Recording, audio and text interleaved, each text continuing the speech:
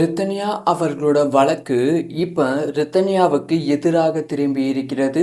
So மாமனார், மாமியார் கவின் அவர்களுக்கு ஜாமீன் கிடைப்பதற்கான வாய்ப்புகள் ரொம்ப ரொம்ப அதிகமாக இருக்கு. அந்த மாதிரி ஒரு சம்பவம் தான் நடந்திருக்கு. டீட்டெயிலாக பேச போகிறோம். அதாவது ஒரு 2 வாரத்துக்கு முன்பு ரித்தனியா அவர்கள் உயிரிழந்தாங்க. ஸோ ரித்தனியா அவர்கள் உயிரிழந்துட்ட அப்புறமா அவங்களோட மாமனார், மாமியார் கவின் அவர்களை உடனடியாக காவல் அதிகாரிகள் கைது செய்தார்களா கேட்டா கண்டிப்பா கிடையாது. ஏன்னா, அவங்களோட மாமனார் பின்னாடி காங்கிரஸ் சப்போர்ட் ரொம்ப அதிகமாவே இருந்தது. ஸோ காவல் அதிகாரிகள்கிட்ட இத பத்தி கேட்கும்போது, ப்ராப்பரான ப்ரூஃப் இல்லாதனால கைது செய்ய முடியாது. ப்ராப்பரான ப்ரூஃப் நாங்க தேடிட்டு இருக்கோம். அப்படிங்கிற விஷயத்த சொல்லியிருந்தாங்க. ஸோ ஈவன் ரித்தனியா அவர்கள் அவங்க ஒரு வாய்ஸ் நோட் ரிலீஸ் பண்ணியிருந்தாங்க. அதைத் தொடர்ந்து 1 வாரத்துக்கு அப்புறமா தான் அவங்களோட மாமனார், மாமியார கைது செஞ்சாங்க. கவின் அவர்கள கைது செஞ்சாங்க.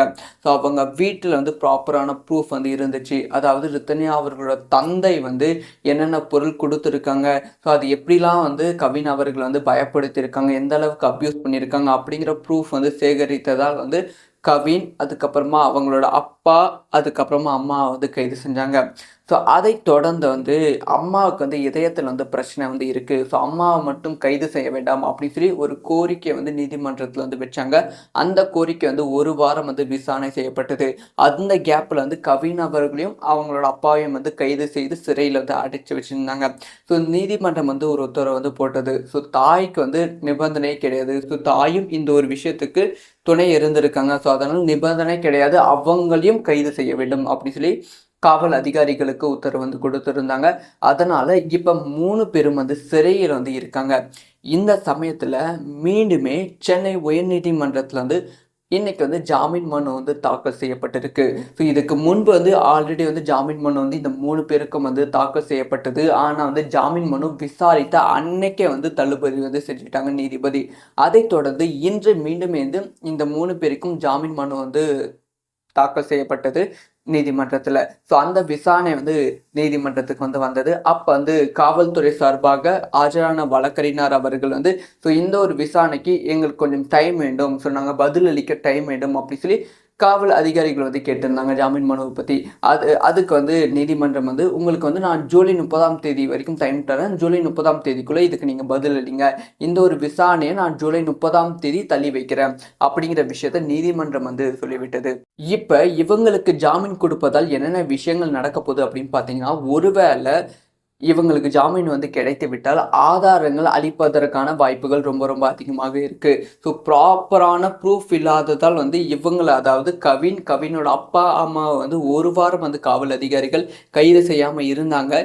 இப்போ இருக்கிற ப்ரூஃப் இவங்க ஜாமீன் மூலமாக வெளியே போகும்போது காங்கிரஸோட சப்போர்ட்டோட இந்த ப்ரூஃப் எல்லாமே கொஞ்சம் கொஞ்சமாக அளிப்பதற்கான வாய்ப்புகள் இருக்கு. அப்படி கொஞ்சம் கொஞ்சமாக அளித்து விட்டால் காவல் அதிகாரிகளால் இந்த குடும்பத்தை கைது செய்ய முடியாது. தொடர்ந்து விசாரணை மேல் விசாரணை மட்டுமே இருக்கும். இவங்க தான் குற்றவாளி அப்படிங்கிற ஒரு விஷயத்தை நிரூபிக்க முடியவே முடியாது ஆதாரத்தோட.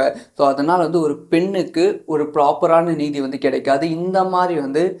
இந்த மாதிரி நிறைய பெண்கள் அடுத்தடுத்து உயிரிழப்பதற்கான வாய்ப்புகள் இருக்குது. ரித்தனியா மாதிரி நிறைய அக்கா, நிறைய தங்கச்சிகள் உயிரிழப்பதற்கான வாய்ப்புகள் இருக்குது. ஸோ அதனால் மக்கள் முதலமைச்சரை விட தமிழக ஆட்சியை விட, தமிழக அரசை விட நீதிமன்றத்தை முழுசாக நம்பி இருக்காங்க. ஸோ நீதிபதியை முழுசாக நம்பிட்டு இருக்காங்க. சமீப காலமாக நீதிபதிகளோட தீர்ப்புகள் எந்த அரசாங்கத்திற்கும் சார்பாக இல்லாமல் ரொம்ப நேர்மையான தீர்ப்புகளாக இருக்குது. அது மக்கள் மத்தியில் பாராட்டப்பட்டு கொண்டு இருக்கு. அதே மாதிரி இந்த ஒரு தீர்ப்பும் ரித்தனியாக்காக இருக்க வேண்டும், நியாயத்துக்காக இருக்க வேண்டும். இந்த மாதிரி இன்னொரு ரித்தனியா சாகக்கூடாது. ரித்தனியா அவர்களோட வழக்கு இப்போ ரித்தனியாவுக்கு எதிராக திரும்பி இருக்கிறது. ஸோ மாமனார், மாமியார் கவின் அவர்களுக்கு ஜாமீன் கிடைப்பதற்கான வாய்ப்புகள் ரொம்ப ரொம்ப அதிகமாக இருக்குது. அந்த மாதிரி ஒரு சம்பவம் தான் நடந்திருக்கு. டீட்டெயிலாக பேச போகிறோம். அதாவது ஒரு 2 வாரத்துக்கு முன்பு ரித்தனியா அவர்கள் உயிரிழந்தாங்க. ஸோ ரித்தனியா அவர்கள் உயிரிழந்துட்ட அப்புறமா அவங்களோட மாமனார், மாமியார் கவின் அவர்களை உடனடியாக காவல் அதிகாரிகள் கைது செய்தார்களா கேட்டால் கண்டிப்பாக கிடையாது. ஏன்னா, அவங்களோட மாமனார் பின்னாடி காங்கிரஸ் சப்போர்ட் ரொம்ப அதிகமாகவே இருந்தது. ஸோ காவல் அதிகாரிகள்கிட்ட இதை பற்றி கேட்கும்போது ப்ராப்பரான ப்ரூஃப் வந்து இல்லாதனால கைது செய்ய முடியாது. ப்ராப்பரான ப்ரூஃப் வந்து நாங்க தேடிட்டு இருக்கோம். அப்படிங்கிற விஷயத்த வந்து சொல்லியிருந்தாங்க. ஸோ ஈவன் வந்து ரித்தன்யா அவர்கள் அவங்க ஒரு வாய்ஸ் நோட் வந்து ரிலீஸ் பண்ணியிருந்தாங்க. அதைத் தொடர்ந்து 1 வாரத்துக்கு அப்புறமா தான் வந்து அவங்களோட மாமனார், மாமியார வந்து கைது செஞ்சாங்க. கவின் அவர்கள கைது செஞ்சாங்க.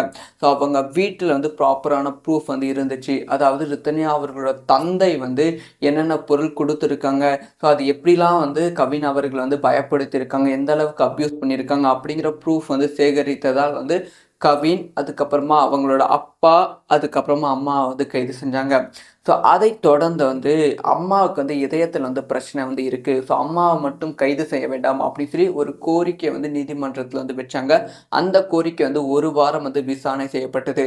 அந்த கேப்ல வந்து கவின் அவர்களையும், அவங்களோட அப்பாவையும் வந்து கைது செய்து சிறையில வந்து அடைச்சு வச்சிருந்தாங்க. ஸோ நீதிமன்றம் வந்து ஒரு உத்தரவு வந்து போட்டது. ஸோ தாய்க்கு வந்து நிபந்தனையே கிடையாது. ஸோ தாயும் இந்த ஒரு விஷயத்துக்கு துணை இருந்திருக்காங்க. ஸோ அதனால நிபந்தனை கிடையாது. அவங்களையும் கைது செய்ய வேண்டும் அப்படின்னு சொல்லி காவல் அதிகாரிகளுக்கு உத்தரவு வந்து கொடுத்திருந்தாங்க. அதனால இப்ப 3 பேரும் வந்து சிறையில வந்து இருக்காங்க. இந்த சமயத்துல மீண்டுமே சென்னை உயர்நீதிமன்றத்துல வந்து இன்னைக்கு வந்து ஜாமீன் மனு வந்து தாக்கல் செய்யப்பட்டிருக்கு. ஸோ இதுக்கு முன்பு வந்து ஆல்ரெடி வந்து ஜாமீன் மனு வந்து இந்த 3 பேருக்கும் வந்து தாக்கல் செய்யப்பட்டது. ஆனா வந்து ஜாமீன் மனு விசாரித்த அன்னைக்கே வந்து தள்ளுபடி வந்து செஞ்சுட்டாங்க நீதிபதி. அதைத் தொடர்ந்து இன்று மீண்டும் வந்து இந்த 3 பேருக்கும் ஜாமீன் மனு வந்து தாக்கல் செய்யப்பட்டது நீதிமன்றத்துல. ஸோ அந்த விசாரணை வந்து நீதிமன்றத்துக்கு வந்து வந்தது. அப்ப வந்து காவல்துறை சார்பாக ஆஜரான வழக்கறிஞர் அவர்கள் வந்து, ஸோ இந்த ஒரு விசாரணைக்கு எங்களுக்கு கொஞ்சம் டைம் வேண்டும். ஸோ நாங்க பதிலளிக்க டைம் வேண்டும் அப்படி சொல்லி காவல் அதிகாரிகள் வந்து கேட்டிருந்தாங்க ஜாமீன் மனுவை பத்தி. அதுக்கு வந்து நீதிமன்றம் வந்து உங்களுக்கு வந்து நான் ஜூலை 30ஆம் தேதி வரைக்கும் டைம் தரேன். ஜூலை 30ஆம் தேதிக்குள்ள இதுக்கு நீங்க பதில் அளிங்க. இந்த ஒரு விசாரணையை நான் ஜூலை 30ஆம் தேதி தள்ளி வைக்கிறேன் அப்படிங்கிற விஷயத்த நீதிமன்றம் வந்து சொல்லிவிட்டது. இப்ப இவங்களுக்கு ஜாமீன் கொடுப்பதால் என்னென்ன விஷயங்கள் நடக்க போகுது அப்படின்னு பார்த்தீங்கன்னா, ஒருவேளை இவங்களுக்கு ஜாமீன் வந்து கிடைத்து விட்டால் ஆதாரங்கள் அளிப்பதற்கான வாய்ப்புகள் ரொம்ப ரொம்ப அதிகமாக இருக்கு. ஸோ ப்ராப்பரான ப்ரூஃப் இல்லாததால் வந்து இவங்கள அதாவது கவினோட அப்பா அம்மாவை வந்து 1 வாரம் வந்து காவல் அதிகாரிகள் கைது செய்யாமல் இருந்தாங்க. இப்போ இருக்கிற ப்ரூஃப் வந்து இவங்க ஜாமீன் மூலமாக வெளியே போகும்போது காங்கிரஸோட சப்போர்ட்டோட வந்து இந்த ப்ரூஃப் எல்லாமே வந்து கொஞ்சம் கொஞ்சமாக அளிப்பதற்கான வாய்ப்புகள் இருக்கு. அப்படி கொஞ்சம் கொஞ்சமாக அளித்து விட்டால் காவல் அதிகாரிகளால் இந்த குடும்பத்தை கைது செய்ய முடியாது. தொடர்ந்து விசாரணை மேல் விசாரணை மட்டுமே இருக்கும். இவங்க தான் குற்றவாளி அப்படிங்கிற ஒரு விஷயத்தை நிரூபிக்க முடியவே முடியாது ஆதாரத்தோட. ஸோ அதனால் வந்து ஒரு பெண்ணுக்கு ஒரு ப்ராப்பரான நீதி வந்து கிடைக்காது. இந்த மாதிரி நிறைய பெண்கள் அடுத்தடுத்து உயிரிழப்பதற்கான வாய்ப்புகள் இருக்கு. ரித்தன்யா மாதிரி நிறைய அக்கா, நிறைய தங்கச்சிகள் உயிரிழப்பதற்கான வாய்ப்புகள் இருக்கு. ஸோ அதனால மக்கள் முதலமைச்சரை விட தமிழக ஆட்சியை விட, தமிழக அரசை விட நீதிமன்றத்தை முழுசாக வந்து நம்பி இருக்காங்க.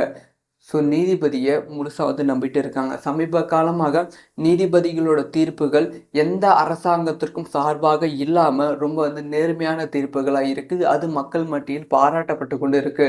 அதே மாதிரி இந்த ஒரு தீர்ப்பும் வந்து ரித்தனியக்காக இருக்க வேண்டும், நியாயத்துக்காக இருக்க வேண்டும். இந்த மாதிரி இன்னொரு ரித்தனியா வந்து சாகக்கூடாது.